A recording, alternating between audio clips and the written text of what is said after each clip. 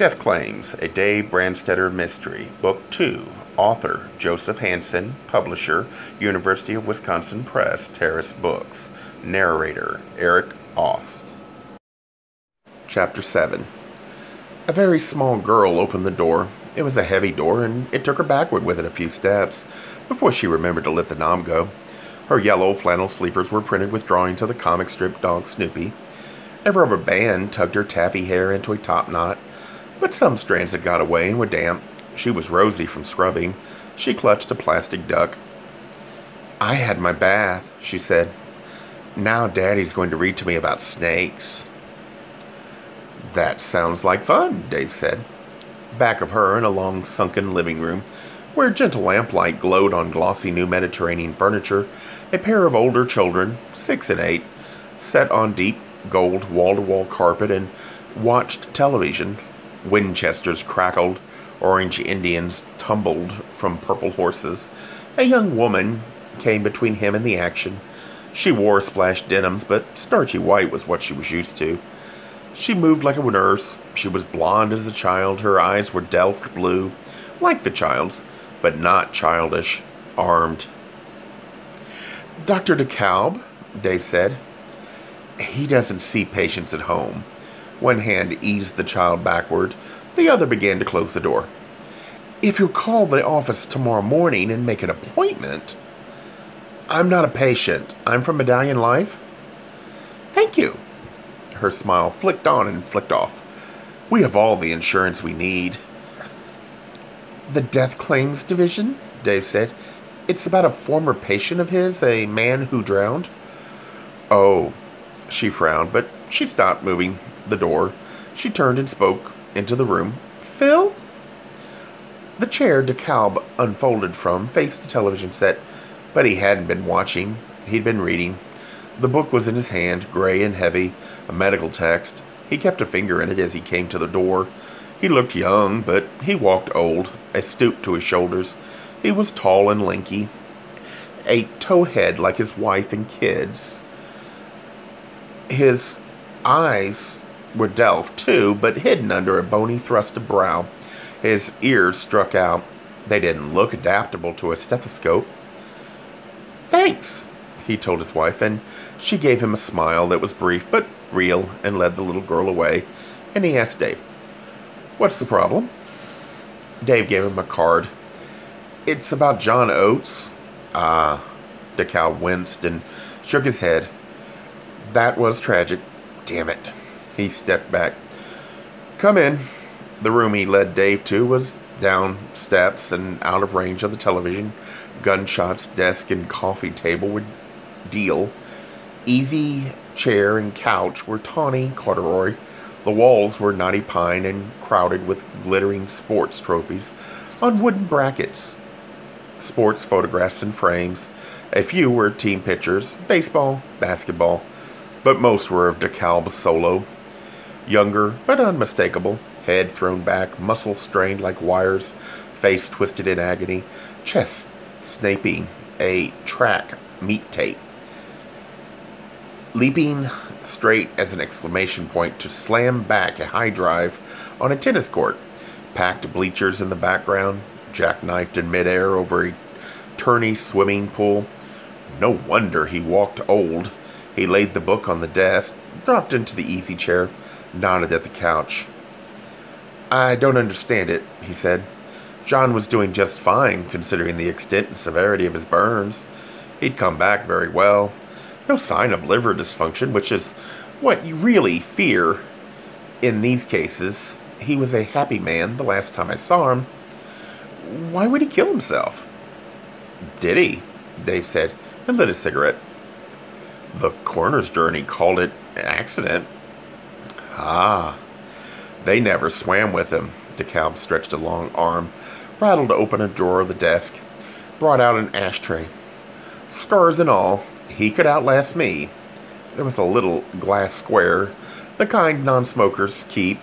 A red and black ad for an unpronounceable drug product was stenciled on its bottom. Dave set it on the couch arm. "Where?" he asked. "Arana Blanca. He asked me there for drinks and dinner, Christmas week after sundown. We swam, before we sailed, with a friend of Peter's. His boat, I don't know, cat boat, 20-footer. Very pleasant. That's a pretty bay, sheltered by those hills, calm. Do you remember the friend's name? I wouldn't have, but I've run into him since J. McPhail. He works nights and weekends at the drugstore in that new shopping center on the coast road, not far from the turnoff to Arana Blanca. Yep, some developer will make a packet off all that white sand and blue water once the rich old widows who own those rickety places die off. One of them did. April Stannard's mother. Nice girl. DeKalb frowned. That's another thing. Why would he kill himself when he had a lovely girl like that?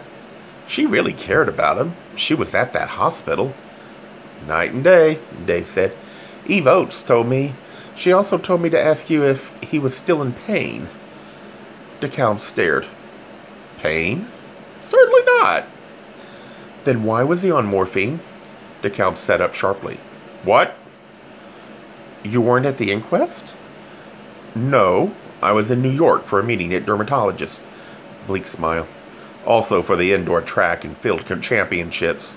Took off from L.A. International that same night, the night John died. Didn't know that then, not till I got back. But flying, you remember the weather, and it was raining, yes, but you couldn't really call it a storm. No wind to speak of. The bay wouldn't have been rough. He was found on the rocks out at the point. Head shake. He wouldn't swim out there. That's what I think, all right. What about the morphine? Was he on it at the hospital? Oh, yes, certainly at first. It was indicated, but no longer than necessary. The danger of addiction isn't exactly news to us. And you took him off it. When we could. Too soon for him. He begged. They often do, afraid the pain will come back. It won't. We don't start withdrawal until we know it won't. But there can be panic. That's not easy to face. It's one of those times you have to be ruthless with him and with yourself. It was in his system when he died, Dave said. There were the usual needle marks, lots of them. He never did get off it. DeKalb made a grim sound and pushed up out of the chair, hands shoved into pockets. He moved to a window. It was a black mirror. He glowered at his reflection without seeing it. We changed the dispensary locks. It doesn't help. Too many people have to have keys. Regulations are strict, but emergencies happen. Doors get left unlocked. Keys fall into unauthorized hands. He turned back, a pallbearer slumped to his shoulders. And as I expect you know, the drug addiction rate among physicians is high. That makes it awkward for the nurses in charge. When things turn up missing, the police most often don't get called. It's a mess. And it doesn't get better, it gets worse. No idea who gave it to John Oates. Probably an orderly. DeKalb's sigh was harsh.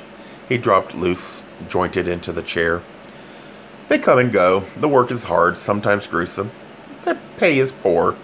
We've caught them in the past. They find out what patients are being withdrawn.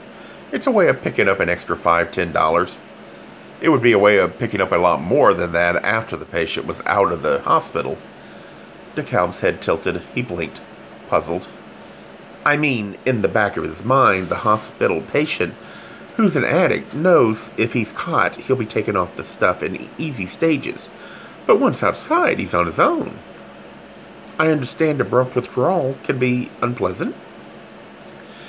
It starts with yawning that you can't control, DeKalb said. Sometimes it breaks the jaws, shivering. That seems as if it will shake you to pieces. You sweat in a way you can't believe a human being could. If you're lucky, you sleep, after a fashion, but you wake up, and the mucus begins running. You think you'll drown in your own mucus someday, and you're cold, and there's no way to get warm. Then the vomiting starts and the diarrhea. Your muscles go crazy. You try to cover yourself and get warm, but your legs keep kicking the blankets off. You get up and walk. If you've got the strength, it doesn't help. Nothing helps. You lie on the floor and you scream. That should drive prices up, Dave said. DeKalb's hands made big, knobby fists on the chair arms. I'll get whoever did it. Dave shook his head. Get the police, ask for Captain Campos. He bought the verdict on John Oates, but only because he's overworked and it saved time. This will turn him around, and he'll handle it well. Dave stood. In my job, I meet police officers. I'd take Campos for one of the brighter ones. DeKalb got up. I'll call him in the morning. Doesn't that hospital have a night shift? Dave asked. Call him now. It was 9 this morning when I saw him. But police hours are long. He may still be at work. A telephone in wood grain plastic sat on the desk. Dave picked it up and held it out to him. If not, call him at home. When he knows what it's about, he won't mind. The little girl came down the carpet stairs sideways, one step at a time. Daddy! Daddy! She was flapping an open book. Dave glimpsed a diamond back rattler mottled among mottled leaves. Read to me. Mommy says she doesn't like snakes. Tears were in the blue eyes. The pink mouth trembled. And you promised. You promised. DeKalb set down the phone and picked her up. I promised, he told her, and I will, just as soon as I make one telephone call. He used a fingertip to wipe her tears away. I'll go, Dave said. A Gay Mysteries Audiobooks.